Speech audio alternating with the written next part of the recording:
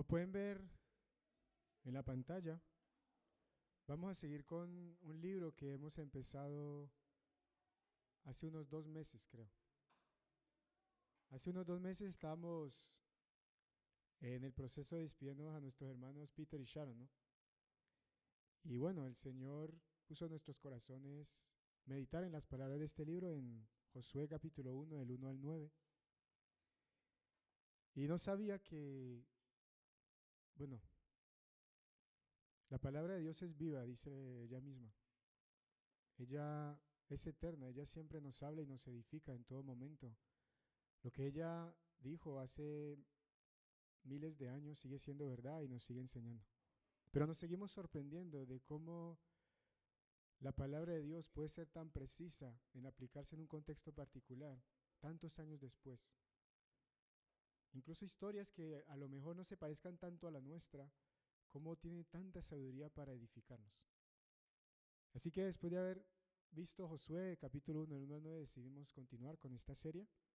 Entonces estaré predicando el libro de Josué el último domingo de cada mes.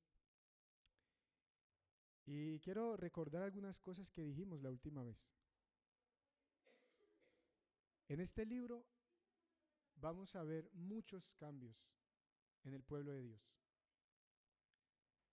Cuando llegamos a Josué, lo que leímos la vez pasada, el libro empieza contándonos que el siervo de Dios, Moisés, había muerto.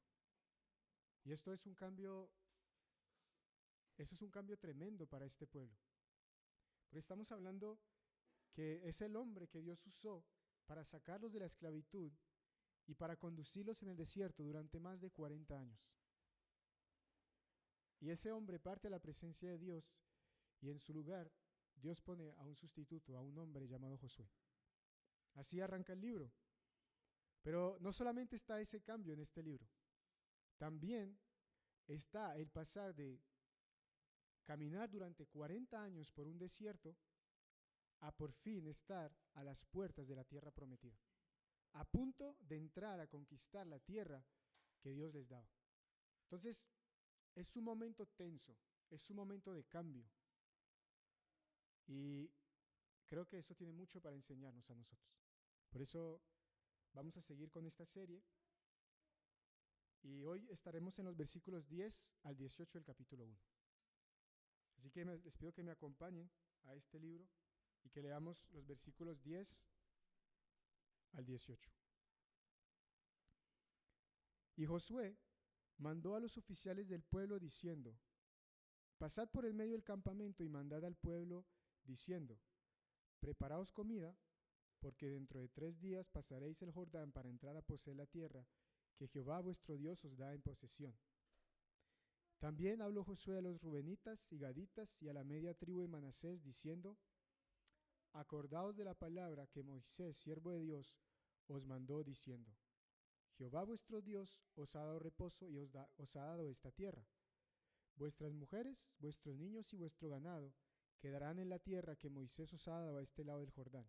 Mas vosotros, todos los valientes y fuertes, pasaréis armados delante de vuestros hermanos y les ayudaréis. Hasta tanto que Jehová haya dado reposo a vuestros hermanos como a vosotros, y que ellos también posean la tierra que Jehová vuestro Dios les da, y después volveréis vosotros a la tierra de vuestra herencia, la cual Moisés, siervo de Jehová, os ha dado a este lado del Jordán, hacia donde nace el sol. Y entraréis en posesión de ella. Entonces respondieron a Josué diciendo: nosotros haremos todas las cosas que nos has mandado e iremos a donde quieras que nos mandes. De la manera que obedecimos a Moisés en todas las cosas, así te obedeceremos a ti. Solamente que Jehová tu Dios esté contigo, como estuvo con Moisés. Cualquiera que fuere rebelde a tu mandamiento y no obedeciera a tus palabras en todas las cosas que le mandes, que muera. Solamente que te esfuerces y seas valiente. Vamos a orar. Señor, te damos gracias porque tú nos has dado las palabras de este libro por nuestro bien y por nuestra bendición. Tú, Señor, tienes esperanza para tu pueblo. Tú quieres sanarnos, guiarnos, bendecirnos. Y por eso hoy te rogamos para que tú obres en nuestros corazones por medio de tus palabras. Que sea tu sabiduría, Señor, que reargulla nuestras mentes, que corrija, Señor, nuestros pasos, que nos instruya y que tú nos prepares, Señor, para toda buena obra. A ti, Señor, te entregamos este tiempo y tu palabra en el nombre de Jesús. Amén. Lo primero que me gustaría que viéramos en este final del capítulo 1 es que el capítulo 1 hubiese podido terminar en el versículo 11. Los primeros 9 versículos, Dios habla a Josué. Dios le dice que él va a tomar el lugar de Moisés y después le dice lo que espera de él, que se esfuerce, que sea valiente, que guarde y poner por obra todas las cosas que Dios le ha mandado a través de Moisés, que no se aparte de su palabra ni a diestra ni a siniestra. Y entonces leemos en el versículo 10 que Josué se dirige a los oficiales de las tribus, a los jefes de las familias, y les dice: prepárense, porque dentro de 3 días vamos a cruzar el Jordán, vamos a entrar a poseer la tierra que Dios nos ha entregado. Luego en el capítulo 2 vamos a ver que en esos 3 días él va a enviar en secreto a 2 espías a la tierra, y en el capítulo 3 ellos van a cruzar el Jordán. Pero entonces, ¿qué pasa en esos últimos versículos? Entre el momento en que él les dice: prepárense, y el capítulo 2, cuando él comisiona a 2 espías, ocurre algo que necesita que vayamos a las palabras de Dios y demos algunos saltos para entender. La Biblia nos dice que Josué habla con algunos oficiales dentro de todos los oficiales de 2 tribus y media, Rubén, Gad y la media tribu de Manasés. Y ahí hay un diálogo entre él y esos oficiales, y hay una respuesta de esos oficiales. Y por eso el capítulo 1 no se detiene en el versículo 11. Así que para poder entender este pasaje necesitamos retroceder un poco en el tiempo. Así que voy a dar algunos saltos y espero que me sigan para que podamos entender qué significa esta porción. ¿Por qué no pasamos del versículo 11 directamente al capítulo 2? El primer salto que quiero hacer nos remonta a la época de Jacob, el hijo de Isaac, hijo de Abraham. Si recuerdan, Jacob fue llamado por Dios Israel. De ahí nace el nombre del pueblo de Dios, el pueblo de Israel. Es la nación que Dios edificó a través de Jacob, llamado Israel, descendiente de Isaac y de Abraham. Este Jacob tuvo 12 hijos. Cada uno de sus hijos le dio un nombre a una tribu. Una de esas tribus son Rubén, hijo de Jacob, Gad, hijo de Jacob. Pero hay uno de los hijos de Jacob que tuvo una historia protagónica en medio de sus hermanos. Muchos de ustedes seguramente se habrán visto las películas, se habrán leído las historias. En Navidades pasan episodios de la Biblia que siempre están centrados en Abraham, en los patriarcas. Y una de esas historias muy hermosa es la historia de José, hijo de Jacob. No es Josué, no confundamos. Estamos en Josué, pero estamos muchos años atrás, estamos hablando de José, el hijo de Jacob. Este José fue vendido por sus hermanos. Él fue llevado a Egipto, fue vendido como esclavo a un oficial de Faraón, y de la esclavitud Dios lo llevó al poder. Él llegó a ser lo que hoy en día sería el primer ministro de la nación egipcia, el segundo al mando después de Faraón. Y Dios usó esas circunstancias para proteger a su pueblo, porque en ese entonces hubo una gran hambruna en la tierra y Jacob y su familia iban a morir de hambre. Pero Dios había puesto a este hombre, José, hijo de Jacob, como uno de los mandatarios de la nación egipcia para preservar a su pueblo. José trajo a su padre y a su familia en medio de escenas muy emotivas para que ellos tuvieran alimento y que la simiente de Abraham, que es la simiente de Adán, no pereciera. Así que cuando terminamos el libro de Génesis, encontramos a Jacob y sus 12 hijos en Egipto. Y José, este hombre que tuvo un lugar protagónico en la historia del pueblo de Israel, tuvo 2 hijos, Manasés y Efraín.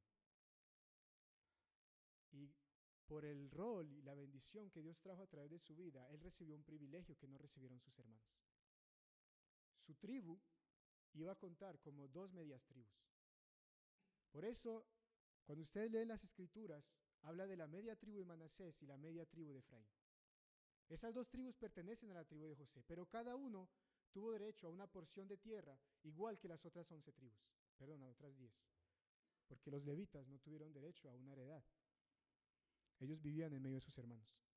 Así que, solo como un paréntesis, por curiosidad, esto no influye en nuestra historia, pero para que entendamos, la media tribu de Manasés es el hijo de José que pertenece a la tribu de José.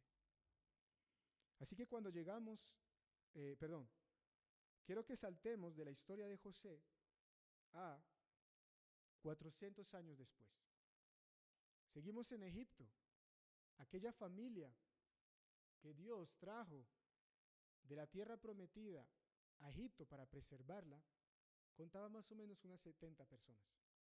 Pero durante 400 años viviendo en Egipto, ese pueblo se multiplicó. Tanto que el faraón de aquella época tuvo miedo y esclavizó a los hijos de Israel. Ya los hijos de Israel no eran una familia, lo eran, pero más que una familia, era una nación. Eran miles y miles de personas. Ya se habían convertido en un pueblo grande y un pueblo fuerte. ¿Y por qué saltamos a esta época? Porque en medio de este pueblo Dios levanta a Moisés, un hijo de Israel que es rescatado por la hija de Faraón. Este hombre se convierte en el libertador, el hombre que Dios escoge para sacar a su pueblo de la esclavitud en Egipto y para conducirlos por el desierto y llevarlos a su monte para hacer un pacto con ellos. Ellos van al monte de Dios, hacen pacto con Dios y de ahí salen y recorren el desierto hacia la tierra prometida. Más o menos pasa un año entre la salida de Egipto hasta que ellos lleguen a los límites de la tierra prometida. Un año. Y entonces llegamos a Números 13 y 14. ¿Qué pasa en Números 13 y 14? Moisés decide enviar 12 espías de los jefes de las tribus de Israel a la tierra prometida para explorar la tierra, para que ellos vieran por sus propios ojos cómo era la tierra que Dios les había entregado. Y esto es uno de los episodios muy trágicos del Antiguo Testamento. Porque cuando vuelven estos 12 hombres, 10 de ellos dan un informe negativo acerca de la tierra que Dios les entregaba. Ellos le dicen a sus hermanos que los habitantes de aquella tierra son poderosos, son demasiado fuertes para ser vencidos, que lo único que les espera en esa tierra es la muerte, que es mejor que se regresen a Egipto. Solamente 2 de los 12 espías le creen al Señor. Y estos son Caleb y nuestro Josué, del que estamos hablando en este libro. Ellos intentan convencer al pueblo de que no teman, de que confíen en el Señor, de que crean que Dios es poderoso para hacer todo lo que Él ha prometido. Pero el pueblo sigue murmurando y sigue quejándose contra Dios. Y entonces Dios decide castigarlos. Y quiero leerle las palabras de Dios. Números 14, del 26 al 35.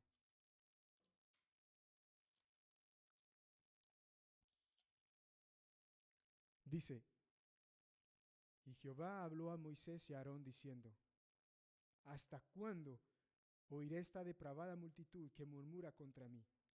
Las querellas de los hijos de Israel que de mí se quejan.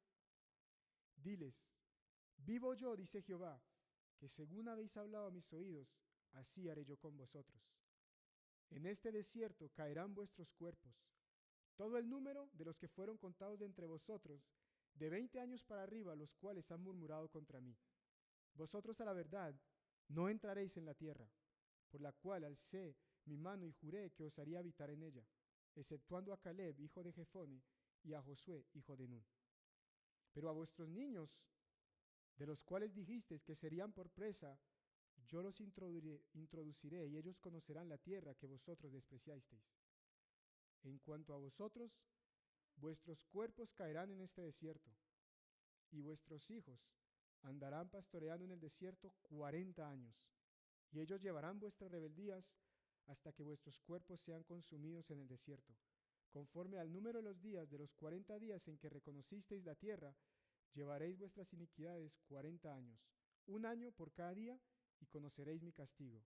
Yo, Jehová, he hablado, así haré a toda esta multitud perversa que se ha juntado contra mí en este desierto, serán consumidos, y ahí morirán. Quiero que nos imaginemos este episodio, antes de saltar al siguiente. Ellos estaban a los límites de la tierra. Estaban a punto de entrar, pero por la dureza de su corazón, por no confiar en el Dios Todopoderoso, que se había dado a conocer a ellos, que les había mostrado su poder, que les había mostrado sus señales y sus prodigios en Egipto, el creador de todas las cosas,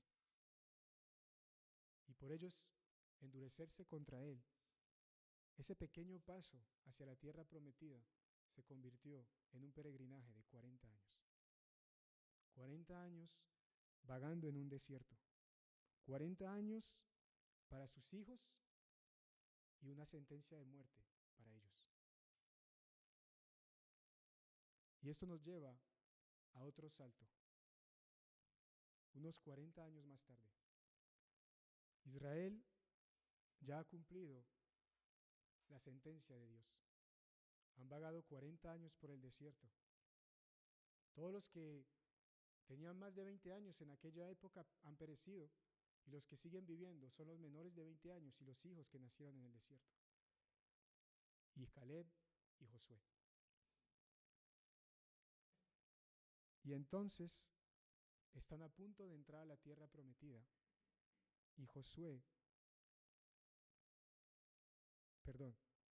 Y entonces ellos entran por el lado este de la tierra.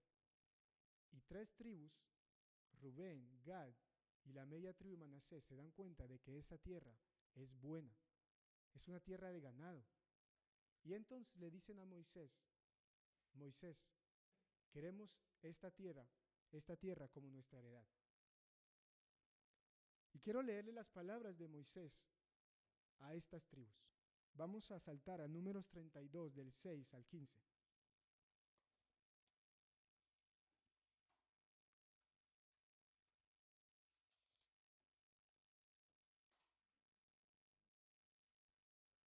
Números 32, del 6 al 15. Y respondió Moisés a los hijos de Gad y a los hijos de Rubén: ¿irán vuestros hermanos a la guerra y vosotros os quedaréis aquí?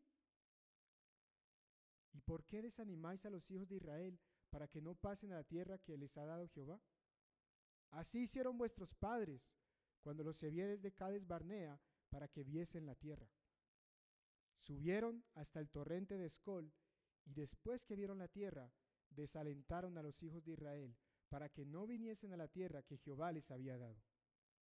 Y la ira de Jehová se encendió entonces y juró diciendo: no verán los varones que subieron de Egipto de 20 años para arriba la tierra que prometí con juramento a Abraham, Isaac y Jacob, por cuanto no fueron perfectos en pos de mí. Excepto Caleb, hijo de Jefone, Ceneseo, y Josué, hijo de Nun, que fueron perfectos en pos de Jehová. Y la ira de Jehová se encendió contra Israel, y los hizo andar errantes 40 años por el desierto, hasta que fue acabada toda aquella generación que había hecho mal delante de Jehová. Y he aquí vosotros habéis sucedido en lugar de vuestros padres, prole de hombres pecadores, para añadir aún a la ira de Jehová contra Israel. Si os volviereis de en pos de él volverá otra vez a dejaros en el desierto, y destruiréis a todo este pueblo. Fíjense cómo Moisés recuerda 40 años atrás cómo 10 hombres hicieron desfallecer a todo un pueblo. Y cuando él escucha a estas 2,5 tribus decir, queremos quedarnos de este lado del Jordán, él les dice, ¿por qué van a tentar a sus hermanos? Así como sus padres tentaron a todo el pueblo hace 40 años. Entonces, Moisés acepta entregarles esa tierra por heredad, pero con una condición. Los hombres tenían que cruzar el Jordán junto con sus hermanos. Solo podían quedarse las mujeres y los niños y el ganado. Y ellos tenían que ayudar a sus hermanos a conquistar la tierra y entonces, solamente entonces podrían volver a poseer la heredad que Dios les daba. Y ahí es donde llegamos a Josué capítulo 1, versículos 12 en adelante. Josué se acerca a estas tribus, a todos, y les dice, en 3 días vamos a cruzar el Jordán. Pero entonces habla con estas 2,5 tribus y les dice, acuérdense de las palabras de Moisés. Yo me imagino que Josué revivió aquella escena 40 años atrás, cuando 10 de sus hermanos hicieron desfallecer todo el corazón del pueblo. Y él recordó las palabras de Moisés, seguramente semanas atrás, hablando a sus hermanos. Y él le dice una vez más a sus hermanos, acuérdense de las palabras de Moisés. Sus hijos, sus mujeres y su ganado pueden quedarse aquí, pero ustedes tienen que cruzar. ¿Cuál es el motivo por el que ellos tenían que hacerlo? Porque eso podía ser un motivo para que el corazón del pueblo desfalleciera. Porque ellos iban a cruzar, iban a conquistar la misma tierra que habían visto 40 años atrás. Los mismos pueblos con ciudades fortificadas, con hombres de guerra, gigantes, con carros y caballos más poderosos que lo que ellos tenían. Era lo mismo a lo que ellos iban a enfrentar 40 años atrás. Y Josué sabía que ellos podían desfallecer, que el hecho que estas 2,5 tribus se quedaran de este lado del Jordán podía hacerlos desfallecer. Y por eso les dice, acuérdense de las palabras de Moisés. Y hay 2 aspectos que me gustaría que entendiéramos de este texto. El primero es cómo vemos que Dios siempre nos ha conducido por medio de un liderazgo. Porque cuando leemos las palabras de Josué a estos hombres, él les dice, acordaos de las palabras que Moisés, siervo de Jehová, os mandó. Él no dice, acordaos de las palabras de Dios. Son las palabras de Dios. Pero él dice, acordaos de las palabras que Moisés, siervo de Jehová, os mandó. Claro que nosotros obedecemos a Dios. Claro que nosotros seguimos a Dios. Pero siempre lo hacemos por medio del liderazgo que Dios ha establecido. Nunca fuera de él. Y esto es algo que vemos a través de la vida de Moisés. Y esto es algo que ahora vamos a ver a través de la vida de Josué. Tengo que confesarles que me encantaría hablarles de Números capítulo 13 y 14, de la rebelión de Israel. Me encantaría hablar de la dureza de nuestro corazón para creerle a Dios. Me gustaría hablarles de Números 32, de cuán fácil podemos nosotros desalentar a otros o ser desalentados por otros, por nuestra incredulidad, para confiar en nuestro Dios que es poderoso para cumplir sus promesas.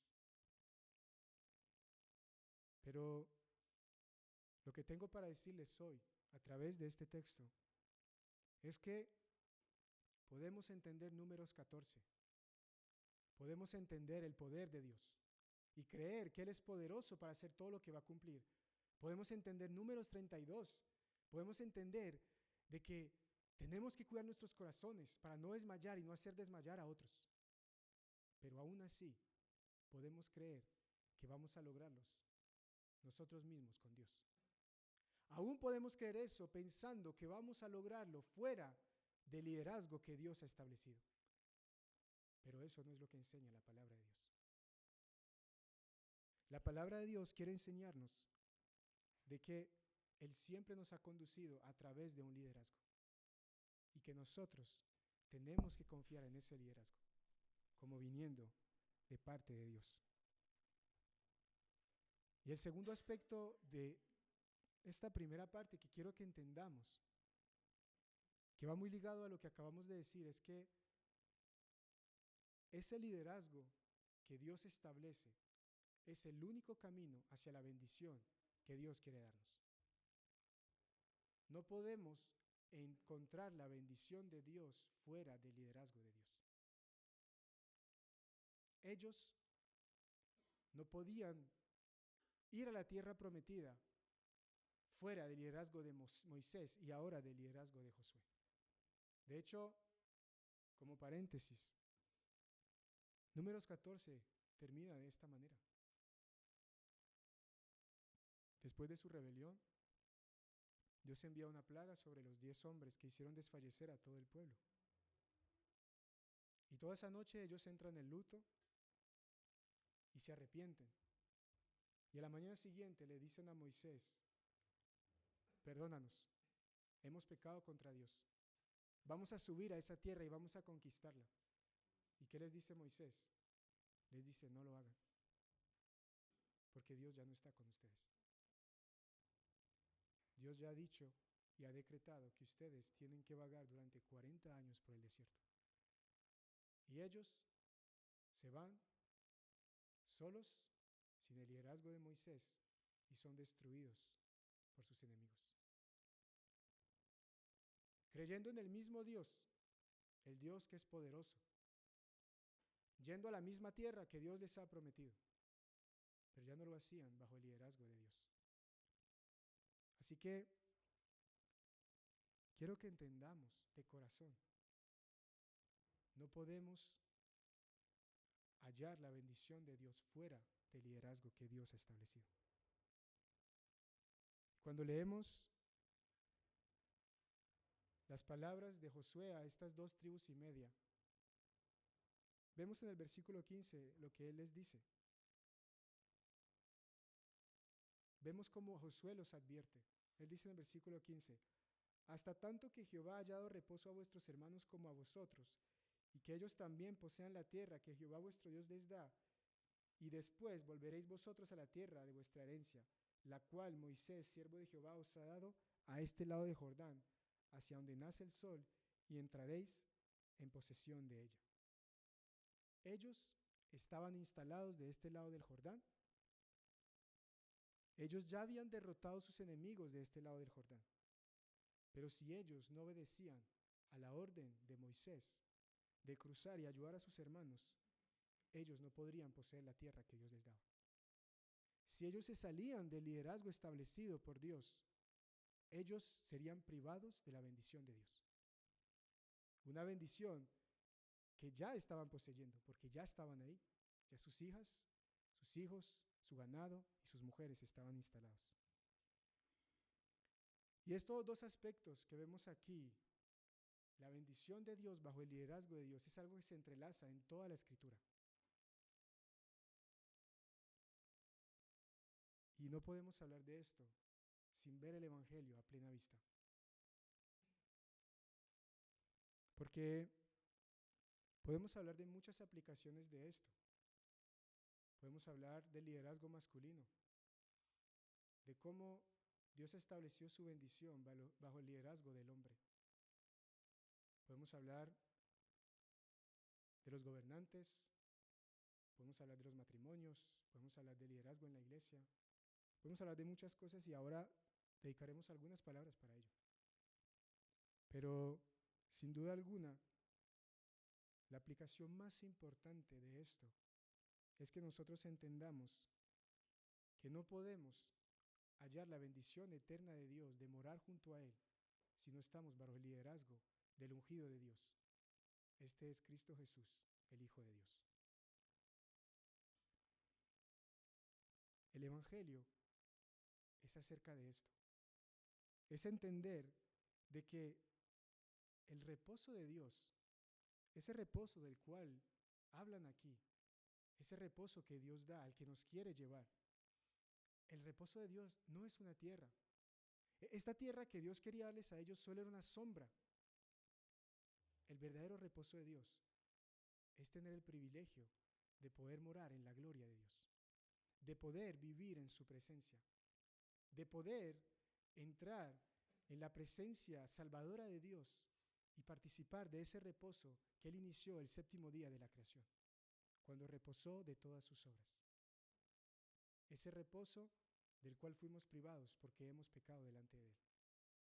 Ese es el verdadero reposo del que la Biblia nos habla, el que nos quiere llevar.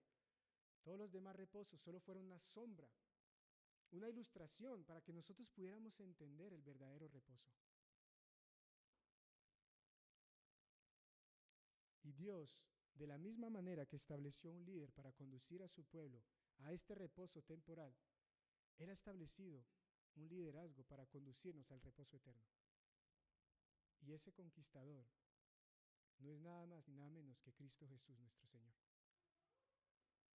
Hace 2 meses, cuando hablábamos de Josué capítulo 1, versículos del 1 al 9, decíamos, tengamos mucho cuidado con confundir a Josué con nosotros, con creer que nosotros somos capaces de guardar todas las palabras de Dios y de ponerlas por obra de manera perfecta. No podemos. Nadie puede. Ningún siervo de Dios puede hacer eso. Josué no pudo hacerlo. Él no pudo guardar todas las palabras de Dios. Él no pudo llevar al pueblo de Dios a conquistar la tierra de manera perfecta. Josué también pecó, Josué también se equivocó. Pero Josué es una sombra del que había de venir, Jesucristo, el verdadero conquistador de Dios, el que cumplió todas las palabras de Dios sin dejar caer una sola palabra a tierra, el que cumplió la justicia de Dios,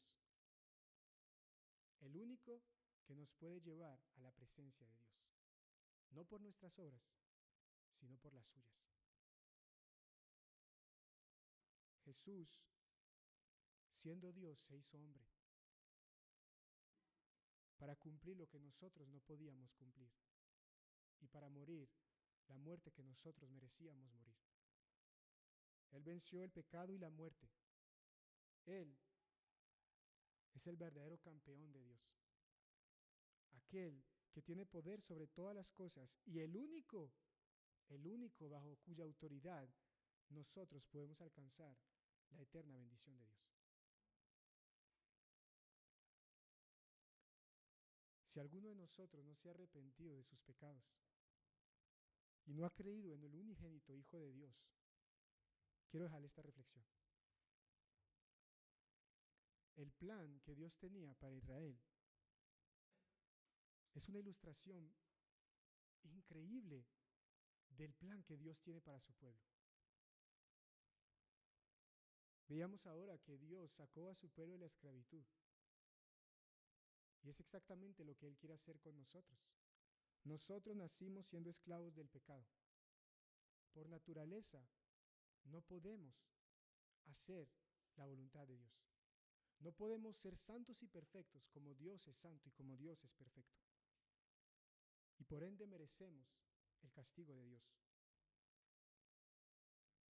Y parte de ese castigo es que estamos privados de poder gozar de la bendición de vivir eternamente junto a Él, junto a su gloria, junto a su misericordia, sino que estamos condenados a vivir y a experimentar su ira para siempre. Y por eso, al igual que Dios sacó a este pueblo de Egipto por la sangre de los corderos, Dios envió a su Hijo como el Cordero de Dios, el Cordero sin mancha, y quiere sacarnos a nosotros del dominio del pecado y de la muerte. Él vivió y murió por nuestros pecados. Y gracias a Él, poniendo nuestra fe en Él, nosotros podemos ir a ese lugar que nuestras fuerzas no podemos ir.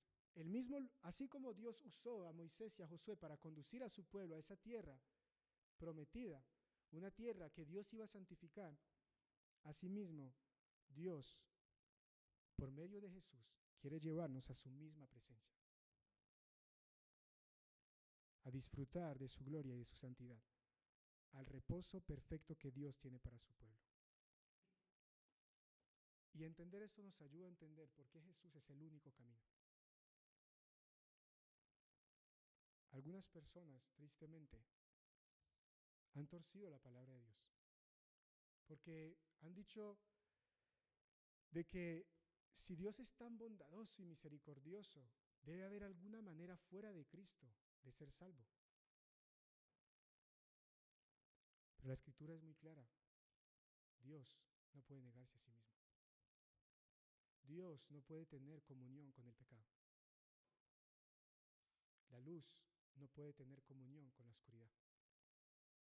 Y por ende, por su naturaleza, por su santidad, Dios no puede negar quién es Él y no puede tener comunión con nuestro pecado. Por eso, solo hay dos maneras de llegar a su presencia. O somos perfectos como Él es perfecto, o aceptamos la justicia de Cristo, que nos es imputada por gracia por medio de la fe.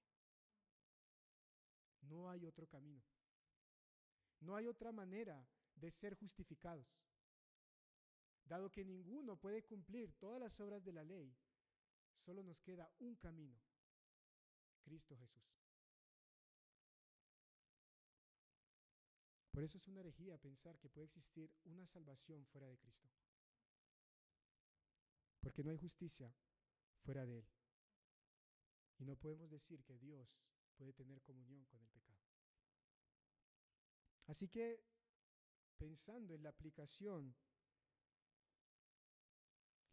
más importante de que solamente podemos alcanzar la bendición de Dios bajo el liderazgo de Dios, tenemos que entender que necesitamos poner toda nuestra esperanza en Cristo.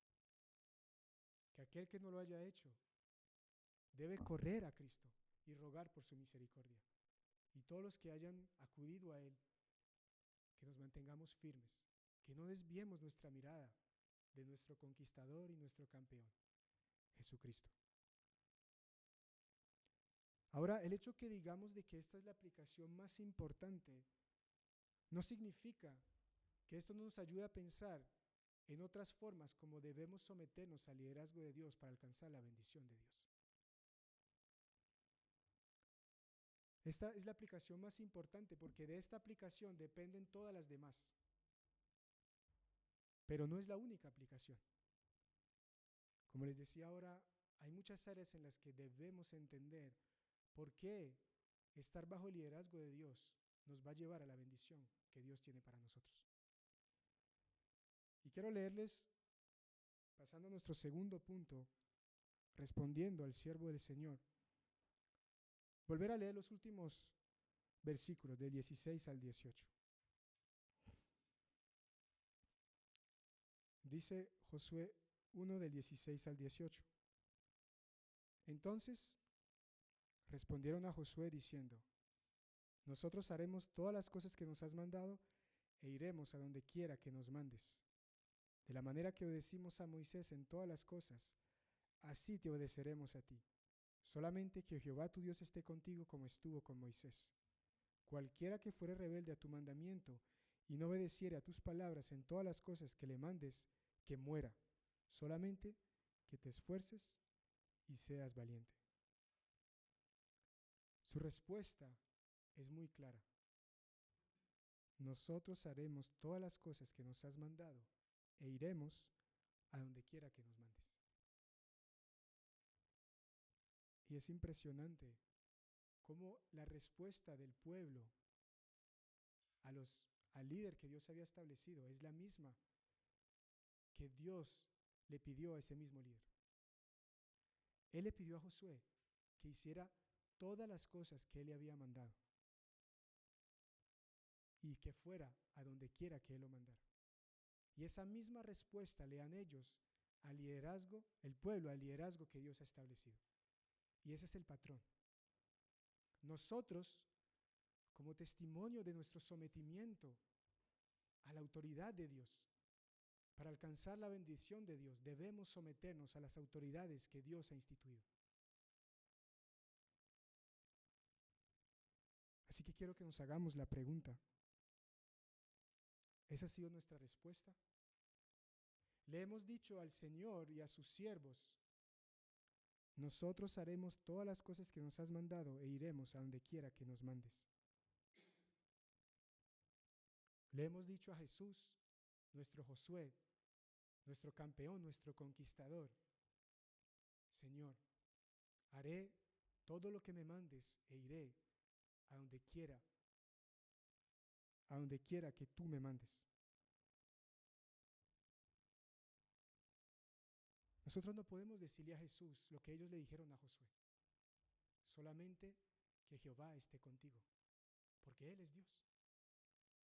Porque he estado por entendido que Dios está con él. Él es el Emmanuel, Dios con nosotros.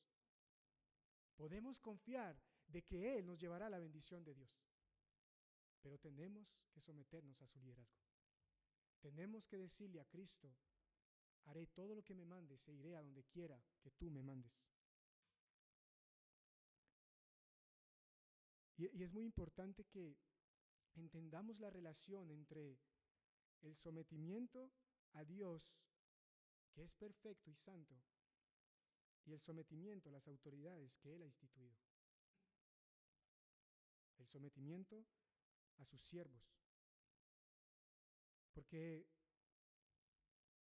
el hecho que nosotros seamos hombres caídos, que los gobernantes no crean ni teman al Señor, que los pastores se equivoquen, que los esposos en los hogares pequen, que los padres hacia los hijos no sean el mejor ejemplo. Todas estas cosas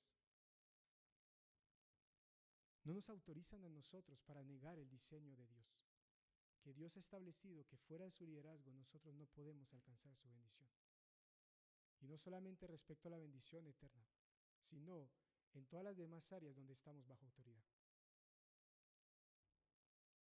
Si queremos experimentar la misericordia de Dios, tenemos que someternos al liderazgo de Dios. Ahora Eddie oraba por su vida y por la mía. Nosotros como pastores tendremos que responder por vuestras vidas delante de Él. Pero Él manda a su pueblo a someterse a nosotros, a confiar en el liderazgo que Dios ha establecido en la iglesia. Y yo sé que muchos de ustedes son mucho más competentes que nosotros y tienen mejores ideas que nosotros y nos pueden aconsejar y nos pueden exhortar. Pero el hecho que muchos de ustedes sean mejores que nosotros no implica que fuera de nuestro liderazgo puedan alcanzar alguna bendición. Así como en los matrimonios, el hecho que a veces las esposas sean mucho más dotadas que sus esposos y tengan mejores ideas, no nos autoriza para negar el diseño de Dios, de que la esposa está llamada a someterse a su marido. Y podemos en la iglesia exhortar a nuestros pastores, y en los matrimonios las esposas pueden exhortar a sus esposos, pero tenemos que hacerlo con una actitud que refleje un sometimiento hacia la autoridad que Dios ha instituido, entendiendo que no es un capricho de Dios, es porque Dios solamente va a bendecirnos por medio de ese liderazgo. Si yo me aparto de ese liderazgo, Dios no me va a bendecir.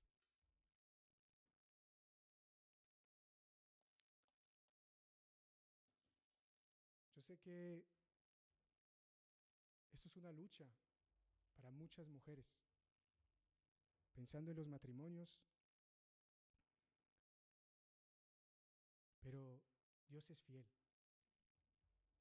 Dios le ha encargado a las esposas un llamado sublime, que ellas, por su conducta hacia sus esposos, reflejen la actitud de la iglesia hacia Cristo, reflejen el sometimiento el respeto y el amor que la iglesia debe tener hacia su Salvador. Ese es el encargo sublime que Dios le ha hecho a las esposas. Y así como todos nosotros no nos sometemos a Cristo solamente cuando entendemos sus planes, ni nos sometemos a Cristo solamente cuando lo que Él quiere hacer con nosotros va de la mano con nuestra comodidad, sino que nos sometemos a Él incluso cuando sufrimos e incluso cuando su mano nos conduce a la muerte. De la misma manera, las esposas deben reflejar una actitud que refleje este sometimiento. Y yo entiendo que este encargo tiene sus límites. Así como los apóstoles en Jerusalén le dijeron al concilio, debemos obedecer a Dios antes que a los hombres. Habrá momentos donde la autoridad, donde sus esposos, los gobernantes, nos pedirán que hagamos algo que va en contra de la voluntad de Dios. Y podremos decir no, porque mi fidelidad ante todo va al Señor que te ha dado autoridad sobre mí.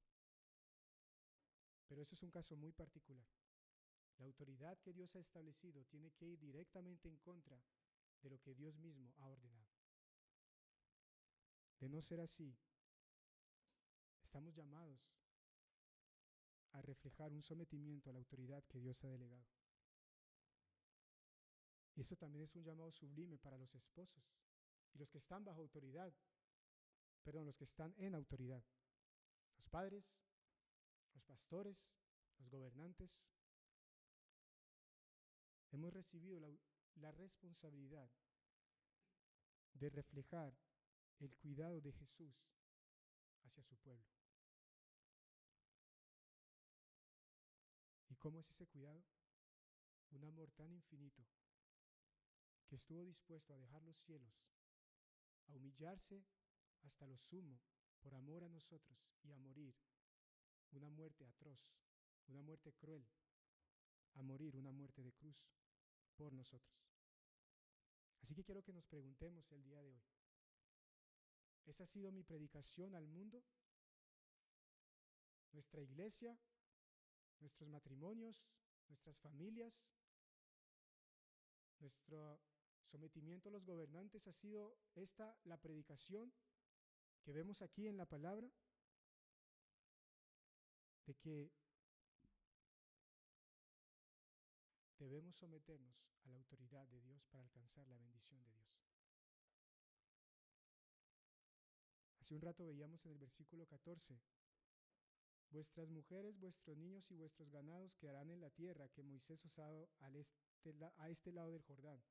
Mas vosotros, todos los valientes y fuertes, pasaréis armados delante de vuestros hermanos y les ayudaréis. Incluso en nuestro texto vemos el cuidado de Dios a través del liderazgo y especialmente a través del liderazgo masculino. No, es muy tentador hablar de liderazgo masculino, pero recuerden que para eso cada segundo sábado del mes los hombres estamos estudiando el mandato masculino, así que todos aquellos que quieran profundizar en esto los invito. Y las mujeres también están viendo un libro acerca de los atributos de Dios enfocado al rol de la mujer. Yo quiero concluir este sermón con una última parte que vemos en la respuesta de estas tribus a Josué. Ellos no solamente le dicen, haremos todas las cosas que nos has mandado e iremos a donde quiera que nos mandes, sino que también dice en el versículo 18, cualquiera que fuere rebelde a tu mandamiento y no obedeciera a tus palabras en todas las cosas que le mandes, que muera. Y esto es algo que yo quiero que desde ahora empecemos a trabajar en nuestros corazones. Porque esto nos ayuda a nosotros a escudriñar si realmente hemos entendido la naturaleza del pecado y si realmente hemos entendido la naturaleza de Dios, que Él es santo.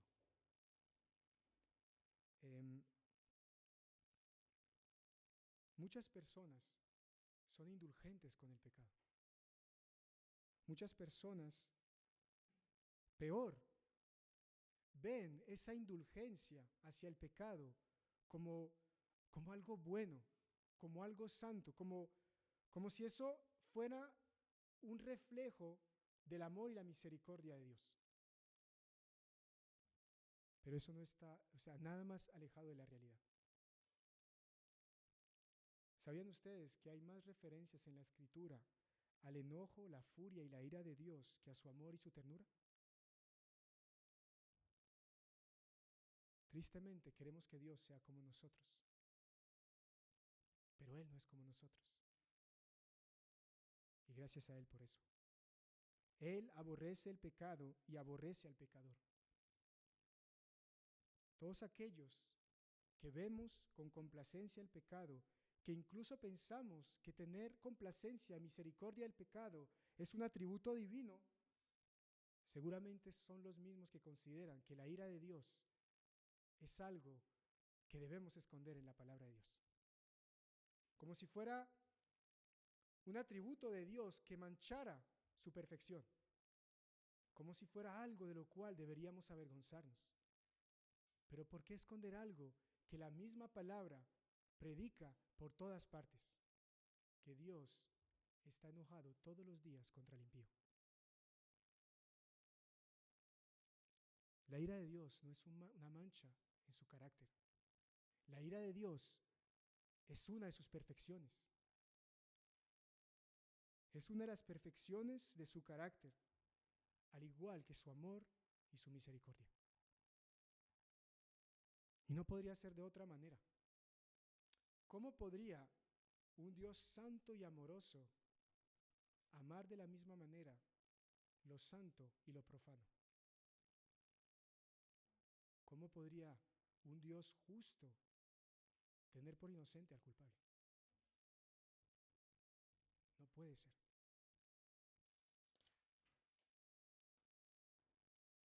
Tristemente, estas personas que ven la ira de Dios como algo que esconder, incluso llegan a decir que el Dios del Antiguo Testamento no es un Dios con el que se sientan cómodos. Prefieren el Dios del Nuevo Testamento. Pero, ¿ha cambiado Dios? Dios es inmutable.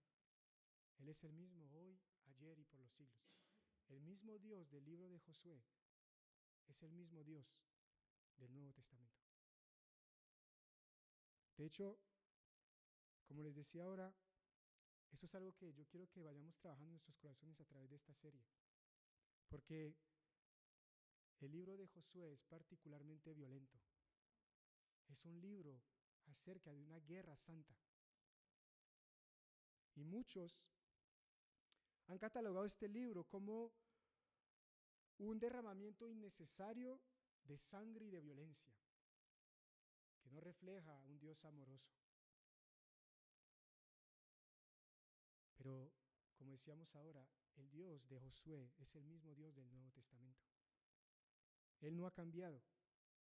Dios en la conquista, en esta conquista que vamos a estar estudiando, que nos va a ayudar a pensar, a meditar en la ira de Dios, en su santidad, en la ira de Dios hacia el pecado y en su santidad, es un libro donde Dios va a desatar su ira contra toda contaminación en una región geográfica donde Él ha decidido establecer a su pueblo. Lo que pasa en el Nuevo Testamento es que Dios va a hacer exactamente lo mismo, pero lo va a hacer en la vida de su Hijo. Él va a desatar su ira sobre la vida de su Hijo, para que en Él podamos nosotros ser purificados. Esa purificación que vemos en esta tierra representa lo mismo que Dios desató en Cristo Jesús, por amor a nosotros. Es el mismo Dios santo que está airado contra el pecado. Solamente que por su misericordia ha derramado su ira sobre su Hijo para que todo aquel que en Él crea no se pierda, mas tenga vida eterna. Así que yo quiero que a través de esta serie reflexionemos en la santidad de Dios, en su ira hacia el pecado y en nosotros. ¿Hemos nosotros respondido como estos hombres? ¿Nos hemos comprometido con destruir y dar muerte al pecado en nuestra vida, en nuestros hogares, en nuestra iglesia? Quiero hacerte una pregunta o varias preguntas. ¿Qué estás aborreciendo en tu corazón? ¿Aborreces tu pecado o aborreces solamente sus consecuencias? ¿Qué pasaría si pudieras seguir en tu pecado, pero que eso no afectaría a tu iglesia y a tu familia? ¿Preferirías a Cristo o seguirías en tu pecado?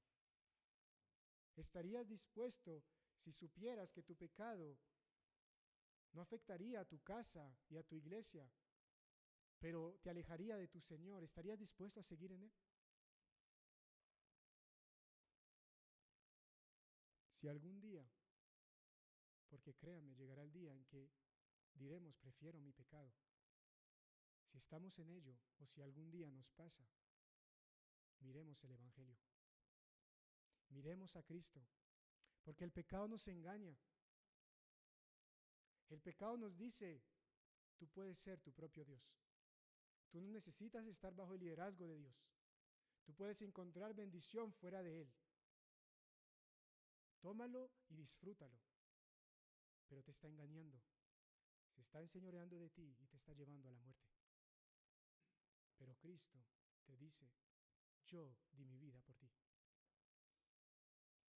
Toma mi yugo, que es ligero. Sírveme, porque solo en mí hallarás la vida. Así que si algún día somos engañados, corramos al Hijo. Él puede abrir nuestros ojos, puede llevarnos a la verdad y mostrarnos que no hay bendición fuera del liderazgo de Dios. No hay bendición fuera del Hijo y no hay bendición fuera de todas las autoridades que Dios ha establecido. Vamos a orar.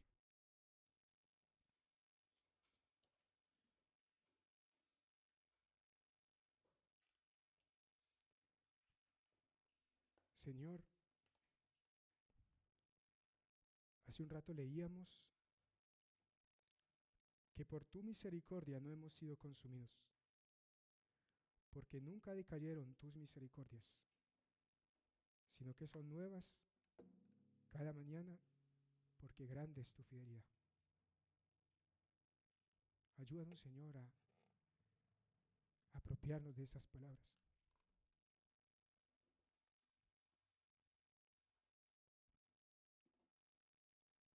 Reconocemos que hemos pecado, que hemos hecho lo malo ante tus ojos. Pero también creemos que en ti hay gracia y oportuno socorro. Ayúdanos, Señor, a correr a ti, a someternos, Señor, a tu liderazgo. A que Cristo no solamente sea nuestro Salvador, sino nuestro Señor. A decirle todos los días, haré todo lo que me has mandado y iré a donde quiera que tú me envíes. Ayúdanos, Señor, a decir, como decía el profeta, bueno le es al hombre llevar el yugo desde su juventud. Perdónanos, Señor, por despreciar tu liderazgo. Perdónanos, Señor, por despreciar a tu autoridad humana que tú has establecido. Y perdónanos por tantas veces por nuestra infidelidad despreciar a tu Hijo como nuestro Señor. Ruego por tu iglesia, Señor, por todos nosotros. Ayúdanos, Dios. Ruego por nuestras familias. Ayúdanos, Padre. Ayúdanos a reflejar a un mundo perdido, a un mundo que está engañado. Que tú, Señor, quieres bendecirnos por medio del liderazgo que tú has establecido. Que todos puedan ver, Señor, nuestra confianza en Cristo como nuestro Salvador y Señor. Y que todos glorifiquen tu nombre y que todos, Señor, reciban el testimonio acerca de tu evangelio, que solamente en él podemos ser salvos. A ti damos gloria y honra en el nombre de Jesús. Amén.